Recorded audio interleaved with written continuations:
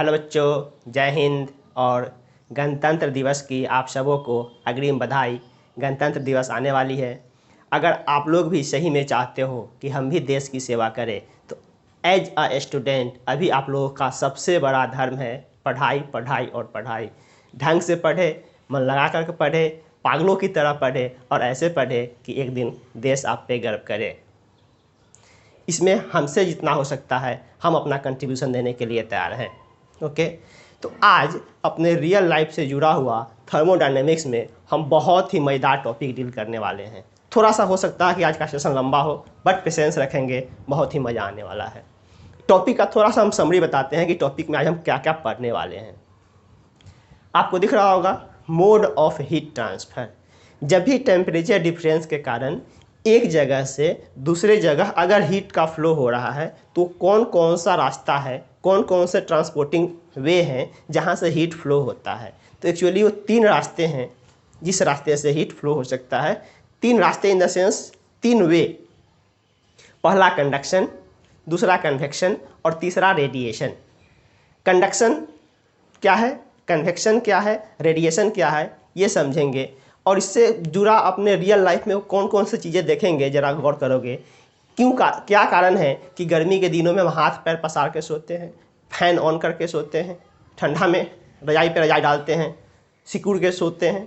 Transformer के जहाँ भी आप देखो कहीं भी हीटिंग इफेक्ट वाले इक्विपमेंट लगे होते हैं, वहाँ बहुत पतले पतले बहुत सारे प्लेट्स लगे होते हैं।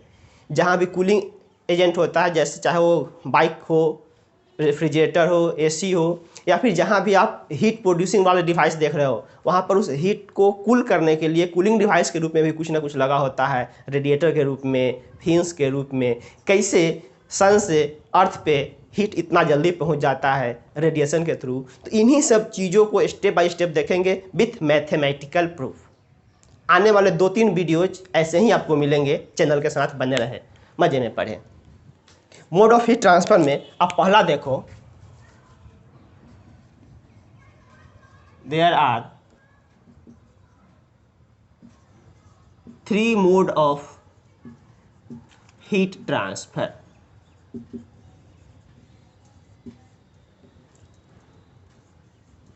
पहला कंडक्शन, दूसरा कन्वेक्शन और तीसरा रेडिएशन। यही 3 मोड है जिस मोड से हीट ट्रांसफ़र होता है हॉटर बॉडी से कूलर बॉडी, या फिर किसी इक्विपमेंट के थ्रू एक्सटर्नल वर्क करके कूलर बॉडी से हॉटर बॉडी। अब इसमें 1 बाय 1 डिस्कशन करेंगे, कंडक्शन, कन्वेक्शन एंड रेडिएशन। ध्यान दें कि ये थर्मो का एक ऐसा सेक्शन है जो आगे चल के किसी को अगर जाना है इंजीनियरिंग सेक्टर में तो ये बहुत ही काम का चीज़ है। तो थोड़ा उसका भूमिका यहीं से बांधोगे और इंटरेस्ट यहीं से जगाओगे ताकि कुछ अच्छा कर सको। ओके, डालेंगे पहला हेडिंग कंडक्शन।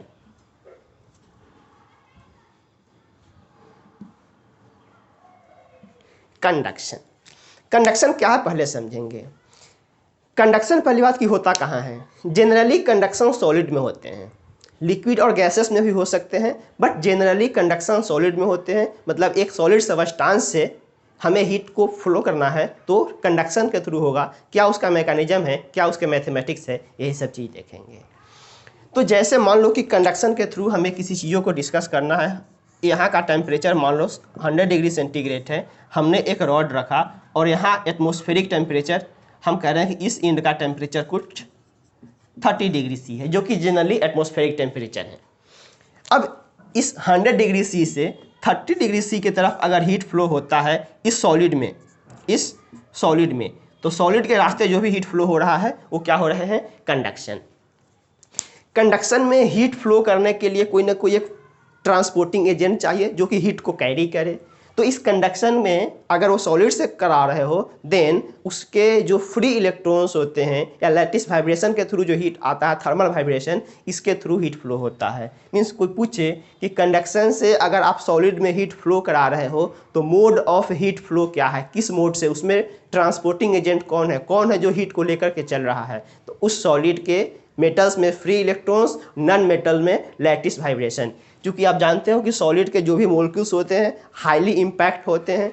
अगर यहाँ पे आप गर्म करोगे, यहाँ का टेम्परेचर ज़्यादा है, यहाँ के मोलिक्यूल्स गर्म होंगे, गर्म होकर वो इनर्जेटिक होगा, उसका थर्मल वाइब्रेशन बढ़ेंगे, थर्मल वाइब्रेशन बढ़ेंगे, वो बगल वाले को डिस्टर्ब करेगा, बगल वाले को डिस्टर्ब करेगा, बगल वाले को डिस्टर्ब करेगा, एंड फाइनली वो डिस्टर्बेंस आगे बढ़ता जाएगा।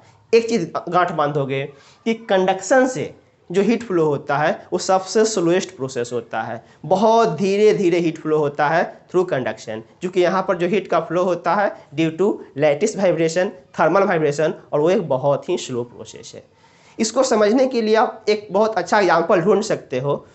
इस पूरे मैकेनिज्म में जो इसके मीडियम के जो मोलिक्यूल्स है उसके कोई एक्चुअल मोशन नहीं हो रहे हैं। क्या सही में यहाँ के मोलिक्यूल्स चल के यहाँ आए हैं और हीट दिए हैं? यहाँ के मोलिक्यूल यहाँ आए हैं? नहीं, वो अपने जगह पे ही हैं, केवल वो थर्मली वाइब्रेट किए हैं और थर्मल वाइब्रेशन के थ्रू एनर्जी का ट्रांसफ़र हुआ है। इसको आप एग्जाम्पल से समझेंगे ज़्यादा मज़ा आएगा। जैसे मान लो ताजमहल, ताजमहल कैसे बना था? आगरा में ताजमहल, राजस्थान से पत्थर आए थे, उस समय ट्रांसपोर्टेशन का सुविधा नहीं था, तो हमने क्या किया, पूरे राजस्थान से लेकर के आगरा तक आदमी का लाइन लगा दिया, लेबर लाइन से लेबर लगा दिए। एक लेबर पत्थर उठाया, कहाँ से? राजस्थान से, बगल वाले को दिया, बगल वाले को दिए, बगल वाले को दिए, और इस तरीके से पूरे आदमी के थ्रू होते हुए वो पत्थर राजस्थान से आगरा तक पहुँच गया। तो वहाँ पर जो पत्थर कैरी वाला करने के लिए ट्रांसपोर्टिंग एजेंट है, कौन है? लेबर। क्या उन्होंने अपने बगल वाले से पत्थर लिया, बगल वाले को सप्लाई किया? क्या खुद चला? नहीं, वो जहाँ थे, हम इतना नज़दीक नज़दीक लेबर रखे हुए हैं कि उसको चलना नहीं पड़ रहा। अपना हाथ फैलाया, बगल वाले ने उसको दिया, वो अपने बगल वाले को दिया, उन्होंने अपने बगल वाले को दिया, बट वो बंदा जहाँ पे खड़ा था, जितना देर काम किया है, बस अपने जगह से टच से मस नहीं हुआ है। मतलब ये जो मीडियम्स हैं, जो हीट ट्रांसफ़र कर रहा है, मतलब वही पत्थर ट्रांसफ़र कर रहा है, क्या ये खुद चल रहा है? नहीं। क्या हो रहा है? उसका हाथ वाइब्रेट कर रहा है और उसके हाथ के वाइब्रेशन से पत्थर राजस्थान से आगरा पहुंच जा रहा है। तो कंडक्शन में एक्चुअली होता भी यही है कि इसके मोलिक्यूल्स के जो मीडियम के जो मोलिक्यूल्स है वो चलते नहीं हैं, अपने जगह से इधर उधर नहीं जाते हैं, थर्मली एक्साइट होते हैं, वाइब्रेशन बढ़ता है, बगल वाले को हीट देता है, बगल वाले को हीट देते हैं, बगल वाले को हीट देते हैं, और ऐसे ही कंडक्शन में हीट फ्लो होता है। तो कंडक्शन में अगर हीट फ्लो ऐसे ही हो रहा है, ताजमहल बनने के लिए राजस्थान से आगरा की तरफ पत्थर ऐसे आ रहे हैं मैन्युअली 1 बाय 1 करते हुए, तो पत्थर आने में लेट लगेगा, वो सबसे स्लोएस्ट प्रोसेस है। तो इसी कारण बोला जाता है कि कंडक्शन हीट ट्रांसफ़र का सबसे स्लोएस्ट प्रोसेस है। ये जनरली सॉलिड में होते हैं, बट लिक्विड और गैसेस में भी हो सकता है। इसमें मीडियम के जो मोलिक्यूल्स है वो एक्चुअल मोशन नहीं करते हैं। वो कैसे हीट को ट्रांसफ़र करते हैं? ड्यू टू थर्मल वाइब्रेशन और लैटिस वाइब्रेशन। या बोलते हो अगर मेटल है तो मेटल के केस में उसके फ्री इलेक्ट्रॉन्स हीट कैरी करते हैं। ओके, थोड़ा सा पहले इसको डिफाइन करेंगे। It is the slowest process of heat transfer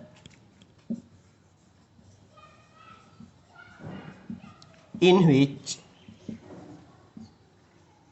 heat flow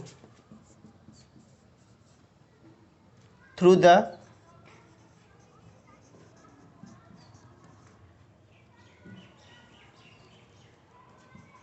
the medium by lattice और thermal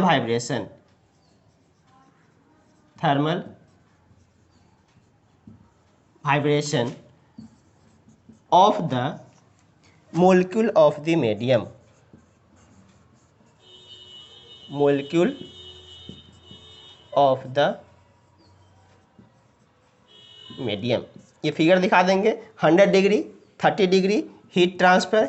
एक ये सॉलिड मेटल्स है, तो इसके जो भी इलेक्ट्रॉन्स वगैरह हैं, जो भी इसके लैटिस वाइब्रेशन के इलेक्ट्रॉन्स है, जो कम्पैक्ट है, बहुत हार्डली कम्पैक्टेड है, ये इनर्जेटिक होगा, ये लैटिस वाइब्रेशन करेगा और इस तरीके से वाइब्रेशन करके अपने हीट को अगल बगल में ट्रांसफ़र करेगा। कंडक्शन समझने का बहुत आसान तरीका जो हम बताए हैं तुम्हें, कहाँ से एक जगह से दूसरी जगह पत्थर कैसे ट्रांसफ़र कर रहे हो। यहाँ पर हीट को हमने पत्थर बनाया और ट्रांसपोर्टिंग एजेंट वो लेबर बन गया, अपने जगह से जरा टस से मस तक नहीं हुआ, लेकिन वो पत्थर राजस्थान से आगरा तक पहुंच गया। आराम से पत्थर उठाया, बगल वाले को दिया, लिया, दिया, बस यही है कंडक्शन मैकेनिज्म से। इसके कुछ पॉइंट्स डालेंगे, कंडक्शन अभी डिस्कस होगा लंबा। It is generally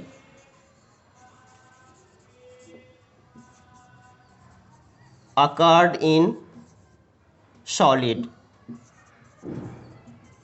but in liquid and gases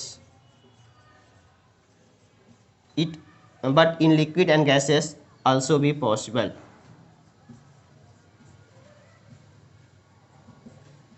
generally ये होता है सॉलिड में, लेकिन लिक्विड और गैसेस में भी हो सकते हैं। इट इज द, ऊपर लिखा जा चुका है, in this mode of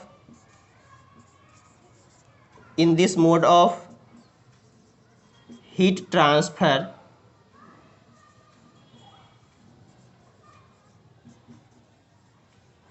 there is no any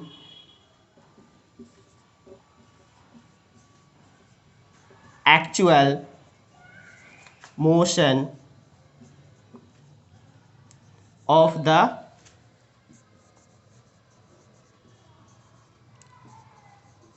molecule of the medium। Okay, note करेंगे पहले।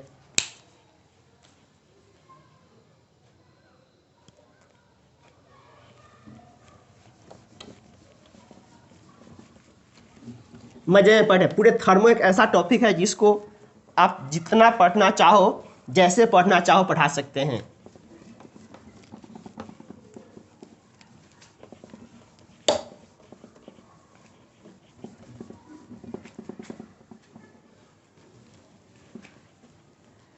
अब आपने थोड़ा बहुत जान गया कंडक्शन क्या है।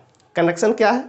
सॉलिड में हीट फ्लो करने का एक प्रोसेस है जिसमें उस मीडियम के मोलेक्युल्स बिल्कुल भी हिल डुल नहीं करते हैं, जहाँ रहते हैं वहीं रहते हैं।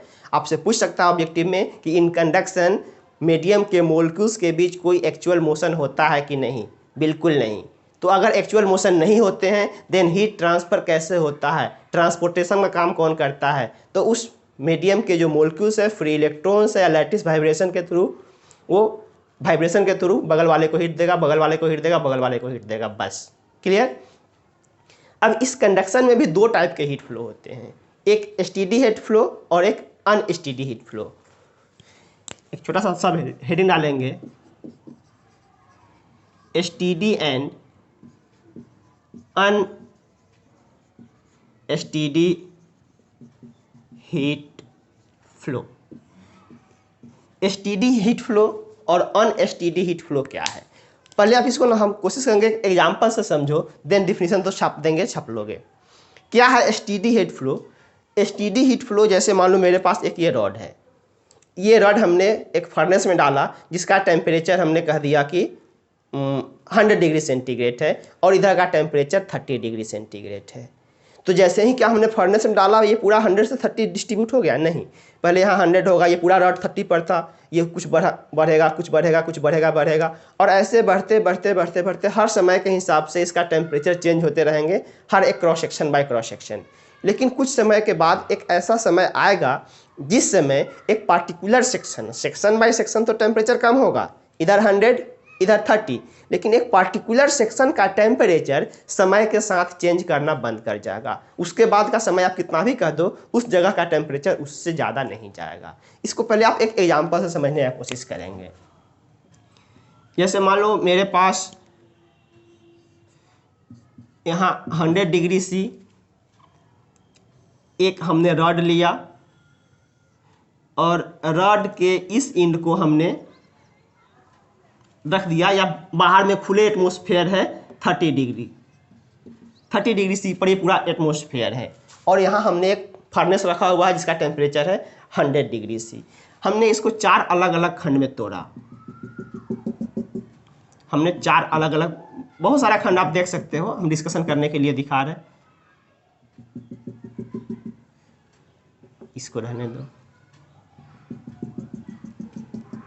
ये और हमने 4 अलग अलग सेक्शन डील करा, ए, बी, सी और डी। तो जिस समय हम अब यहाँ डिस्कशन करना शुरू करें, एट टी बराबर 0, टी बराबर 0 मतलब जिस समय हमने रड को जस्ट फर्नेस में डाला, जिस समय हमने रड को फर्नेस में डाला उस समय यहाँ का टेम्परेचर मान लो कि 100 था, बिल्कुल यहाँ का टेम्परेचर अपने को कितना मिला हुआ है 100। क्या यहाँ का टेम्परेचर भी 100 मिलेगा? नहीं, ये कुछ बढ़ेगा बिल्कुल, क्योंकि ओपन एटमॉस्फेयर में पूरा रड मेरे पास 30 डिग्री का था। टी बराबर 0 पर मेरे पास पूरा रड ही 30 डिग्री पर था, ये 100 होगा। इसके बाद का इस सेक्शन का टेम्परेचर भी अपने को कितना मिलेगा 30 ही रहेंगे। इस सेक्शन का टेम्परेचर भी 30 ही रहेगा, इस सेक्शन का टेम्परेचर भी 30 रहेगा और इस सेक्शन का टेम्परेचर भी 30 डिग्री सेंटीग्रेड ही रहेंगे। अब कुछ देर के बाद डिस्कशन करना शुरू करो। हमने कहा एट टी बराबर, हर 5-5 सेकंड के बाद हम डिस्कस करना शुरू करें। 5 सेकेंड, 5 सेकेंड, यहाँ का तो टेम्परेचर 100 रहेगा क्योंकि हमने यहाँ 100 मेंटेन कर रखा था। अब यहाँ का टेम्परेचर कुछ बढ़ जाएगा, मान लो कि ये 30 से बढ़ करके कुछ ज़्यादा हो गया, 35 हो गया, ये कुछ बढ़ गया 32 हो गए। यहाँ का टेम्परेचर अभी भी 30 डिग्री है, यहाँ का टेम्परेचर अभी भी 30 डिग्री है। कुछ समय बाद हमने फिर डिस्कस किया एट टी बराबर 10 सेकेंड। 10 सेकेंड के बाद देखा तो हमने देखा कि यहाँ का टेम्परेचर तो 100 है, हमने बिल्कुल मेंटेन किया हुआ। यहाँ का टेम्परेचर बढ़ करके 50 डिग्री सेंटीग्रेड हो चुका है, यहाँ का टेम्परेचर बढ़ करके मान लो 38 डिग्री सेंटीग्रेड हो चुका है, यहाँ का टेम्परेचर कुछ ज़्यादा हो गया, मान लो कि ये 40 डिग्री हो चुका है, ये 35 डिग्री हो चुका है और ये कुछ बढ़ करके अब 32 डिग्री सेंटीग्रेड के टेम्परेचर आ चुके हैं। अब धीरे धीरे हर एक इंड गर्म होना शुरू हुआ। कुछ समय बाद हम फिर से डिस्कस करें एट टी बराबर 15 सेकेंड। 15 सेकेंड के बाद हमने डिस्कस करा यहाँ का टेम्परेचर 100 डिग्री सेंटीग्रेड दिख रहा है, यहाँ का टेम्परेचर मान लो बढ़ करके अब 60 डिग्री सेंटीग्रेड हो चुका है, ये बढ़ करके 47 डिग्री सेंटीग्रेड, कुछ भी आ सकता है। हमने ऐसा एग्जाम्पल दिखाया 47, ये 35 से मान लो कि 40 डिग्री सेंटीग्रेड हो चुका है और ये ये मान लो 45 डिग्री हो चुका है और ये 40 डिग्री सेंटीग्रेड हो चुके हैं टेम्परेचर।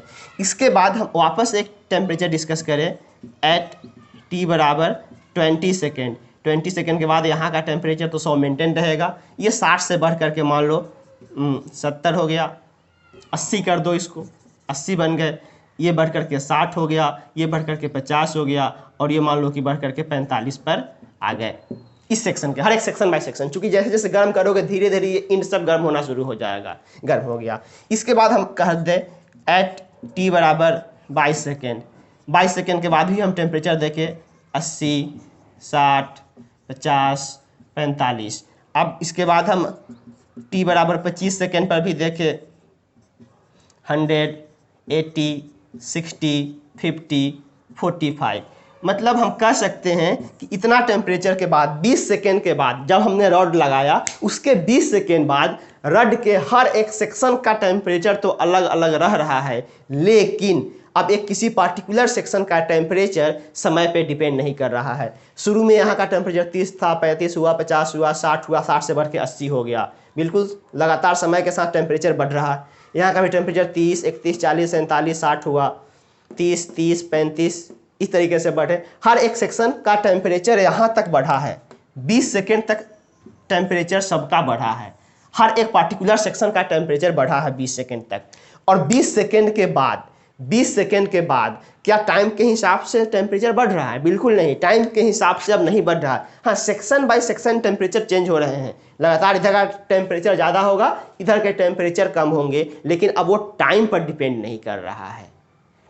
तो एक ऐसा समय जिस समय किसी भी रॉड से फ्लो होने वाले टेम्परेचर हीट के कारण उसका टेम्परेचर टाइम से फ्री हो जाए। सेक्शन बाय सेक्शन तो टेम्परेचर डिफर करे, लेकिन टाइम के हिसाब से डिफर न करे, ऐसे हीट फ्लो को कहते हैं एसटीडी हीट फ्लो। और जितना देर तक टेम्परेचर टाइम पर डिपेंडेंट होता हो, टाइम के हिसाब से उसके टेम्परेचर बढ़ते हो, उसको बोलते हैं अनएसटीडी हीट फ्लो। अगर इस एग्जाम्पल से भी ना समझे तब आप एसटीडी और अनएसटीडी हमारे समझ से नहीं समझ सकते हो। सिंपल सा फंडा है। ये कैसा एसटीडी हीट फ्लो है? अनएसटीडी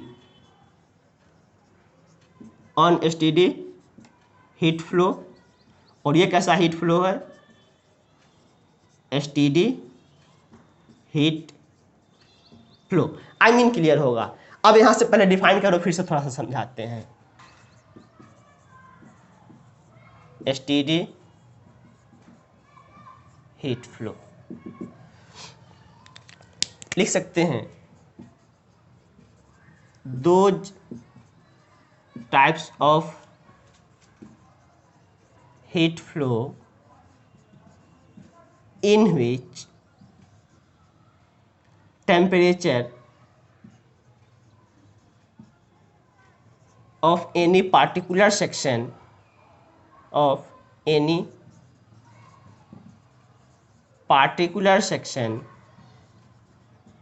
is free from time is called STD heat flow. But section by section temperature change करेंगे, बट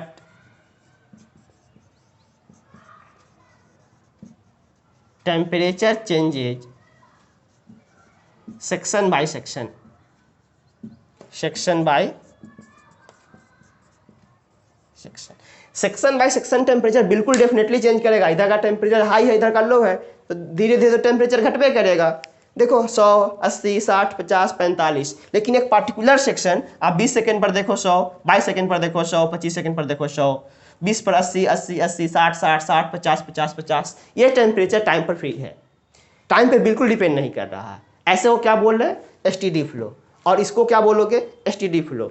सेक्शन बाय तो सेक्शन टेम्परेचर चेंज हो ही रहा है, साथ में साथ समय के हिसाब से भी। T बराबर 0 पर यहाँ का टेम्परेचर 30 था, यहाँ 31 हो गया, 40 हो गया, 47 हो गया, 60 हो गया, बिल्कुल टाइम के हिसाब से चेंज हो रहा है। जब जिस समय टाइम के हिसाब से हीट का फ्लो बंद हो जाए, टाइम के हिसाब से उसके टेम्परेचर चेंज होना बंद हो जाए, तब के हीट फ्लो क्या बोलते हैं, एसटीडी हीट फ्लो। और इस लेवल में अपने को एसटीडी हीट फ्लो ही डिस्कस करने हैं।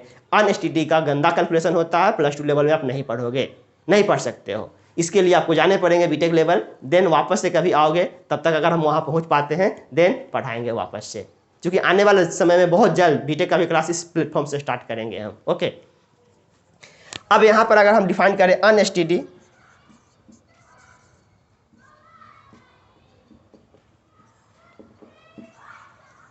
अनएसटीडी हीट फ्लो, तो यहाँ सीधा लिख सकते हो हीट फ्लो टेम्परेचर, या फिर but temperature of any particular section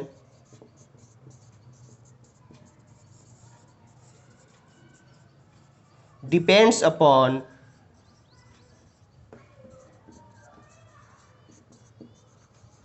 time.